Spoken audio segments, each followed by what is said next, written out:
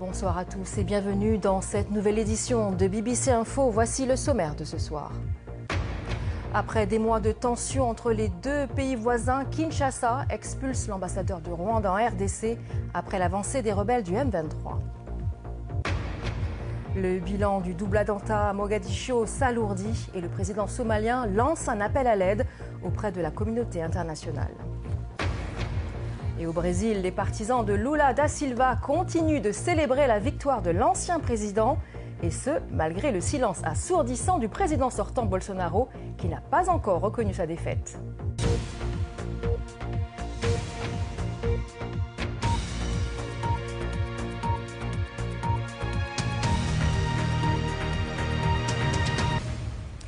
Luiz Inácio Lula da Silva, élu président du Brésil après une course plutôt serrée contre l'actuel président Jair Bolsonaro.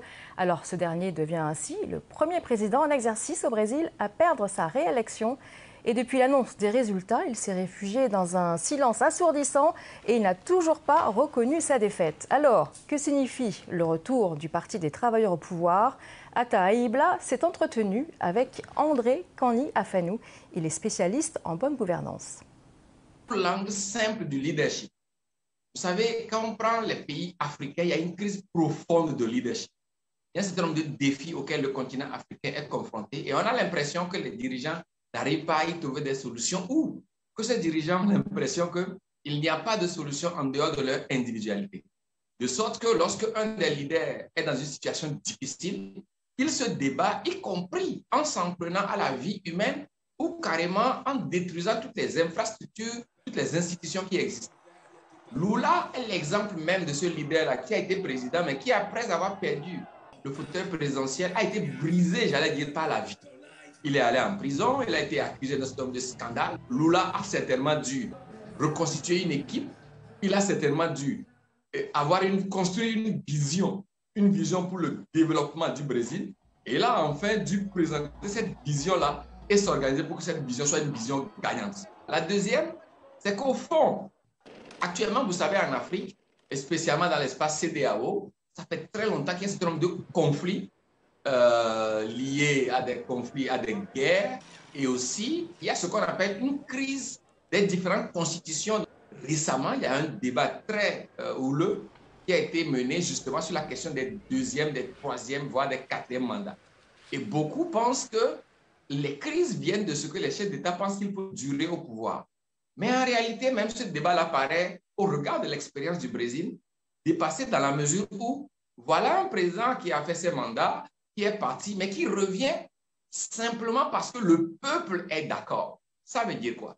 Ça veut dire que si on s'emploie à avoir des institutions crédibles, il n'y a pas une seule constitution dont on puisse dire qu'elle est figée. Mais là, il faut de la crédibilité, il faut aussi de la bonne foi derrière. Et il faut que les pays africains s'emploient à avoir des institutions crédibles, des institutions qui répondent aux aspirations du peuple. La dernière leçon qui me semble est liée aux deux premières, c'est qu'on a définitivement besoin en Afrique d'avoir des gens dont l'expérience amène à inspirer confiance au peuple. Parce qu'il y a un tel hiatus aujourd'hui, un tel décalage entre la volonté d'être gouvernant et la volonté des peuples. Comment faire en sorte pour que les institutions en Afrique soient fortes, également ceux qui représentent ou portent ces institutions, André Kani Afanou? Les forces citoyennes, qui sont des forces alternatives, qui peuvent offrir des espaces libres et de débat et de propositions critiques, ces forces doivent être renforcées. Ensuite, moi je crois qu'il y a des standards internationaux. Ça veut dire que je ne dis pas qu'il y a un pays au monde qui soit l'exemple parfait. Mais lorsqu'on fait une combinaison effectivement des pratiques dans les différents pays, et pour peu qu'on soit intellectuellement honnête, on peut trouver alors ce qu'on appelle des normes de convergence qui soient des normes vers lesquelles tout le monde doit tendre.